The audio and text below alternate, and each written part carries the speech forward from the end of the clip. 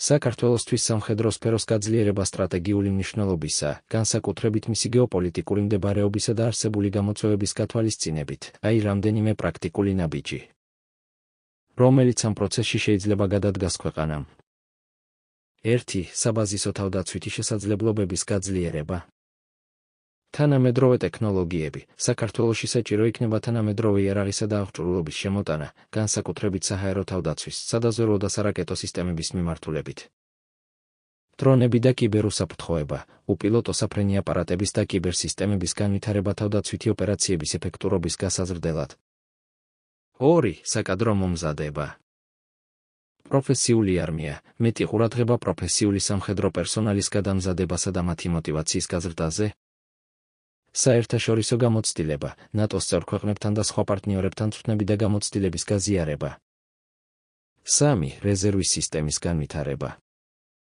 რეზერვისტების გაწვრთნა და მათი ეფექტურად ინტეგრირება სამხედრო სტრუქტურაში, რაც გაძლიერებულ პასუხს გასცემს პოტენციურ საფრთხეებს.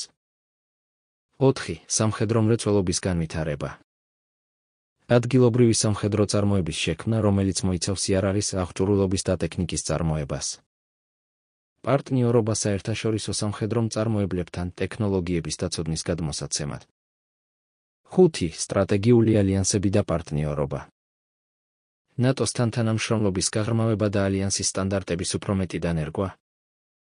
სხვა რეგიონულ პარტნიორებთან კავშირების გაძლიერება.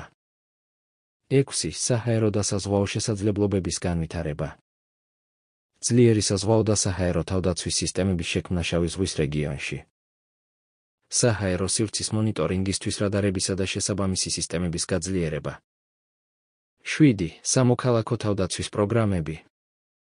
მოსახლეობის ინფორმირება და სამოქალაქო თავდაცვის სისტემების შექმნა, რაც საშუალებას მისცემს მოქალაქეებს საჭიროების შემთხვევაში სამხედრო ძალებს მხარი დაუჭირონ. 8. ეკონომიკური მხარდაჭერა და ბიუჯეტის გაზრდა. სამხედრო ბიუჯეტის გაზრდა, რაც პირდაპირ მოქმედებს არმიის შესაძლებლობებზე.